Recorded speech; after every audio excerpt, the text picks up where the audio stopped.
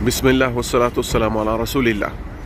ኢንሻአላሁ ተዓላ ስለዚህ ከተማ ስለ መካ አመሰራረት በአጭሩ ከሸሪዓ አመጣላችኋለሁ ማለት ነው። ኢማም አልቡኻሪ የዘገቡትን ረጅሙን ታሪክ ነው ከአብዱላህ ኢብኑ አባስ የተያዘውን አላህ መልካም ስራቸውን ይውደድላቸውና መካ ከተማ ምን በመባል ትታወቃለች? ኡመል ቁራ ትባላለች። ይህን ስያሜ የሰጣት አላህ ነው። ትርጉሙ ምን ማለት ነው? የከተሞች ሁሉ እናት በመባል ትታወቃለች። ወደ ካዕባ ጠጋ ብዬ ያልቀረጽኩት ብዙ የሰው ድምጽ ስለሚገባና የብዙ ሰዎችን ቪዲዮ ላለመቅረጽ ስለፈለኩኝ ነው። ይሄ ራቅ ብዬ ይሄው ሰዓቱን ከመስጂዱ ጀርባ ያለውን የቀረጽኩላችሁ። ዋናው ታሪኩን ላምጣው ባላ ፍቃድ ማለት ነው። ኢብራሂም አለይሂ ሰላም ልጅ ይወልዳሉ። ማን የሚባል? ኢስማኤል የሚባል የመጀመሪያ ልጅ ይወልዳሉ። በስተርጅና ያገኙት ልጅ ነው። ረቢ ሀብሊ ሚነ ሷሊሂን፣ ጌታዬ ሆይ ከደጋጎች የሆነ ልጅ ስጠኝ ብለው ምን ይሆናሉ? ዱዓ ያደርጋሉ ጌታቸውን። አላህ ደግሞ ምን አለ? ፈበሸርናሁ ቢጉላሚን ሀሊም፣ ታጋሽ በሆነ ልጅ እኮ አበሰር ነው አለ። ማንን? ኢስማኤልን። ከዛ ኢስማኤልን ከእናቱ ሀጀር ጋር እዚህ መሬት ላይ አምጥቶ ከአንድ ዘንቢል ተምር ጋርና ከአንድ ኮዳ ወይንም ደግሞ በቆዳ የሚሰራ ቀርበታ የሚባል የውሃ መቋጠሪያ ያለ በዛ አሲዞ ምን አደረገ? እዚህ ባዶ መሬት ላይ ጣላቸው። ከዛ በኋላ ኢብራሂም አለይሂ ሰላም ጉዟቸውን ለካዕባ ለወደፊት ሊሰራ ወደ ነበረው ካዕባ ጀርባቸውን ሰጥተው ጉዟቸውን ቀጠሉ። ሀጀር እየተከተለች እዚህ የሚበላ የሚጠጣ የሌለበት የሆነ በረሃ ላይ ለማን ነው ትተህን የምትሄደው አለች። ምንም መልስ አይሰጣትም። ወደፊት ይሄዳል ነቢዩላህ ኢብራሂም። ከዛ እሷ ይህን ጥያቄ ደጋግማ ጠየቀችና መጨረሻ ላይ ምን አለች? ጌታህ በዚህ አዘዘህን አለች። ከዛም በኋላ አላሁ አክበር ነአም አላት። አዎን ጌታዬን ያዘዘኝ ሲላት እሷ ምን አለች? እንግዲያውስ ጥሎ አይጥለንም ትቶ አይተወንም አለች። ከዛም በኋላ ያቺ ዘንቢል ተምር አለቀች ተበልታ፣ ውሃዋንም ጠጥታ ጨረሰች። ከዛ ልጇን የምታበላው አጣች። ማን? ሀጀር እናታችን፣ አላህ መልካም ስራዋን ይውደድላትና ማለት ነው። ሱብሃንአላህ ልጇ ኢስማኤል ማለት ነው ምላሱ ተቆለፈ ከረሃብ የተነሳ ከጥም የተነሳ። ከዛም አሁን ሶፋና መርዋ የሚባለው ቦታ ላይ እሷ መጀመሪያ ምን አደረገች? ወደ ሶፋ ኮረብታ ወጣች። እላዩ ላይ ሶፋ ኮረብታ ላይ ወጣ ምን አደረገች? ወደ ግራ ወደ ቀኝ ዙሪያዋን ትመለከት ጀመር። ከፍ ያለ ቦታ ስለሆነ የሚበላ የሚጠጣ ካለ ብላ የለም።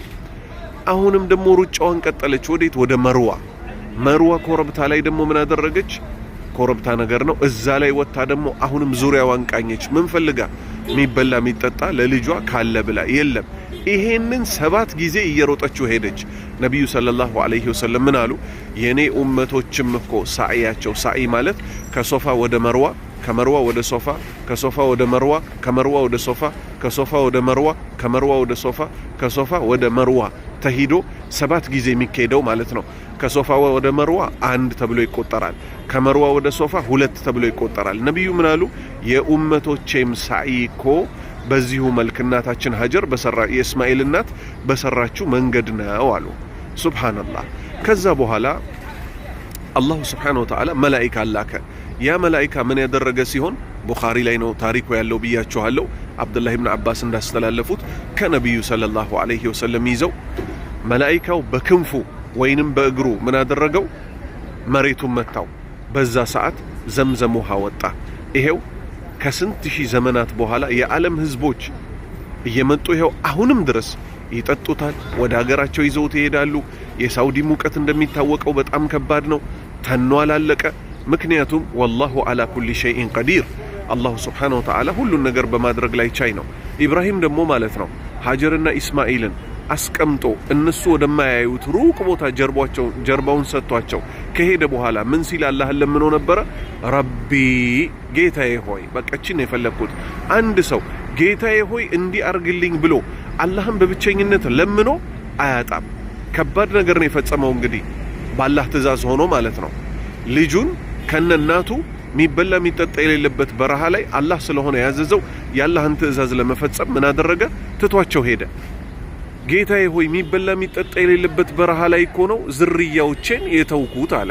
አላሁ ስብሓነሁ ወተዓላ ይኸው ዘምዘም ውሃን አፈለቀላቸው፣ እንደ ምግብም እንደ መጠጥነትም የሚያገለግል። የዓለም ህዝቦች በጠቅላላ ደግሞ ይህንን የተከበረ ቤት ካዕባን ናፍቀውት እንዲመጡ ሆነ ማለት ነው። ወደ ካዕባ ተጠግቼ ያልቀረጽኩት በጣም የብዙ ሰው ምስል ስለሚገባ እንደገና በጣም ድምጽ ስላለ ብዬ ነው። ይሄ ሰዓት ማለት ወይም ትልቁ ህንጻ ካዕባ አጠገብ እንዳለ ስለሚታወቅ ከሩቅ ሆኜ የሰው ድምጽ የሌለበትን ቦታ የቀረጽኩላችሁ። ከዚህ ታሪክ ምን እንረዳለን? ሀጀር እንግዲህ እንደሚታወቀው ጌታ በዚህ ካዘዘህ ጥሎ አይጥለንም አለች። ይሄው ጥሎ አልጣላትም። በል እንዲያው እሷ የሰራችውን አምልኮ እሷ የሰራችውን ሶፋና መርዋ ድረስ የተመላለሰችውን እስከ የውመል ቂያማ ድረስ የሚመጡ ሙስሊሞች ይሄው ምን እንዲያደርጉት ሆነ? የአምልኮ ክፍላቸው እንዲሆን ሆነ። ሩጫ የሚሮጥበት ቦታ አለ፣ ወንዶች የሚሮጡበት። ይሄ ሁሉ እሷን የሚያስታውስ ነው። ምክንያቱም ኢነላህ ላ ዩዲዑ አጅረል ሙሕሲኒን፣ አላህ እኮ የመልካም ሰሪዎችን ምንዳ እኮ አያከሽፈባቸውም፣ ውድቅ አያረግባቸውም። ኢብራሂምም ዱዓ አደረጉ። ዝርያዎችን የሚበላ የሚጠጣ የሌለበት ቦታ እኮ ነው የተውኩት። ሱብሃንአላህ፣ አላህ የላከው መላኢካ ማለት ነው ለሀጀር ምን ይላታል? ልጅሽ እኮ አላት። ዘምዘም ውሃውን ባወጣላት ሰዓት ማለት ነው በክንፉ መጥቶ ይህ ልጅሽ አላት። ማን? ገና አፉን ያልፈታው ጡት የሚጠባ የነበረው ኢስማኤል ማለት ነው ከአባቱ ጋር ሆኖ እዚህ ቦታ ላይ የአላህን ቤት ይገነባል አላት። የትኛውን? ይሄው አሁን እኛ ያለንበትን የዓለም ሙስሊሞች በጠቅላላ ቂብላ የሆነውን የሚናፍቁትም ማለት ነው። ነብዩ ሰለላሁ ዐለይሂ ወሰለም እዚህ የተከበረ ከተማ ነው ያሉትን፣ እዚህ የተከበረ ከተማ ነው ተወልደው ያደጉት። የአላህ ባሪያዎች ሆይ በጣም ትኩረት እንስጥ። እንዲህ አይነት ቦታዎች ስንመጣ አላህ ያከበረው ልናከብር ይገባል። አንዳንድ ዜጎች በብዛት ይታያሉ፣ ሲጋራ ሲያጨሱ ሁሉ ይታያል፣ ሐረም ዙሪያ ላይ ሆነው ማለት ነው። ኢትዮጵያውያን ደግሞ ወደዚህ ስንመጣ አምልኮ ነው ልንፈጽም የሚገባው፣ ከወሬ ልንቆጠብ ይገባል። አላህ ይዘንልን። በጣም ትኩረት እንስጥ። ነብዩ ሰለላሁ ዐለይሂ ወሰለም 2 ረካዓ የሰገደ ሰው እዚህ የተከበረ የአላህ ቤት ውስጥ አሉ 100,000 ምንዳ ያገኛል ስላሉ አላህ መጨረሻችንን ያሳምርልን። የአላህ ባሪያዎች ሆይ ስለ ኡምራ አፈጻጸም ባላህ ፍቃድ በቅርቡ ከመዲና ስመለስ ደግሞ ከዚህ አሁን ወደ መዲና ስለሚሄድ አውሮፕላን ላይ ለመቅዳት ስላልተመቸኝ ነው። ለምን እኛ ኢትዮጵያውያን እምንነይበት ቦታ የለምለም ይባላል። በየመን በኩል አልፈን ስለምንመጣ ያን ያልተዘጋጀሁበትም ነበረ። አላህ ካለ የዛሬ 23 ዓመት አካባቢ የሞተ አባት አለኝ። አላህ ይዘንለት፣ አላህ ቀብሩን ያስፋለት፣ አላህ የጀነተል ፊርደውስ ወራሽ ያደርገው። ለሱ ኡምራ ልፈጽም ከመዲና ተመልሼ እመጣለሁ። ያኔ ምን አደርጋለሁ? እያንዳንዷን ነገር ቀድቼ ኡምራ እንዴት እንደሚፈጸም ባላህ ፍቃድ ደግሞ እለቅላችኋለሁ። አላህ ሱብሓነሁ ወተዓላ መጨረሻችንን ያሳምርልን። እንዲህ አይነት የተከበሩ ቦታዎች የወፈቀንን ጌታ